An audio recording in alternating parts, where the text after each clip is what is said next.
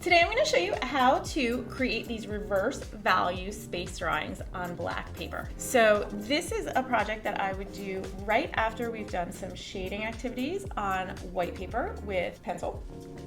I do later down the road do some more complex objects like glassware with reflections and stuff.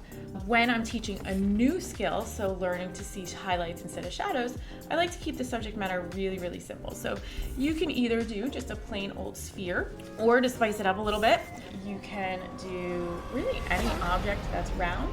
But I love this because you can really see how this started as just a circle, but just by getting those values, those transitions, and following the form, all of those things, it ends up looking really cool and super three-dimensional. I agree. Today I'm going to show you how to draw planets or the moon or stars on black paper using white colored pencils. So placement is really important. You could see I am measuring out where everything goes here. So I'm making sure that the size of the circle that I'm tracing fits the scale of the box. So I'm looking at the space around my circles and making sure that my scale is accurate. The next thing that we need to look at is our values. So we're looking for the lighter values. So we want to make sure we're working in the correct values. So you want to reference your value scale and notice some of those really subtly like darker values. It's common to look at some of those lighter ones and think that they're just black, but when you really look at that value scale, you'll see that they are actually just a lighter gray.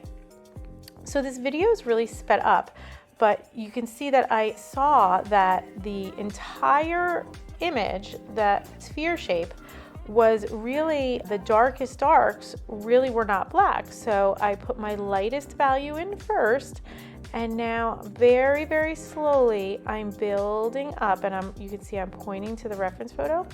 I'm slowly in layers building up my lighter values. So I want you to notice that the drawing does go through some awkward phases where it doesn't immediately look like a round sphere. So right now it looks like it has some holes in it, and that is because the value contrasts aren't accurate and some of the transitions aren't accurate. So if you continue layering very, very slowly and really looking at your reference photo and really trust the process, the drawing comes together, but it doesn't happen immediately. I think a lot of students get discouraged real fast in the beginning when their shading doesn't look right.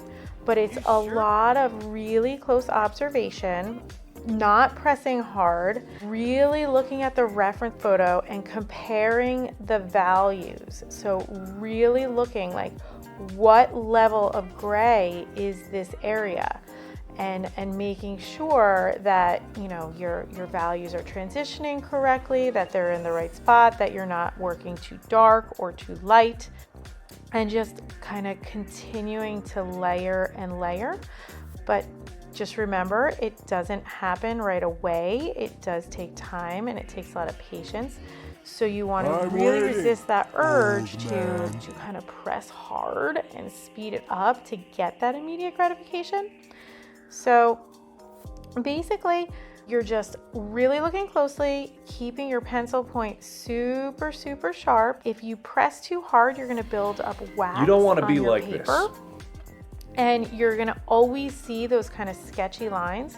But when you get that really nice base in, that kind of lighter gray base, and then you layer the brighter whites over the top without pressing very hard, you can get those really subtle differences. Like this image has a wide range of gray, but it's super tempting to kind of simplify it as kind of like maybe 3 values where it's like light, middle, and dark.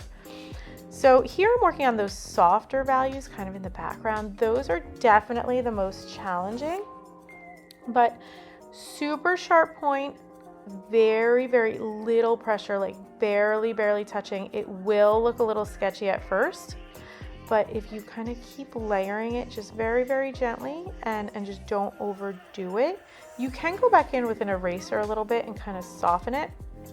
but just don't be tempted to kind of smooth it out by pushing harder. So here, that brightest light, I'm kind of putting the finishing touches on and getting my brightest whites.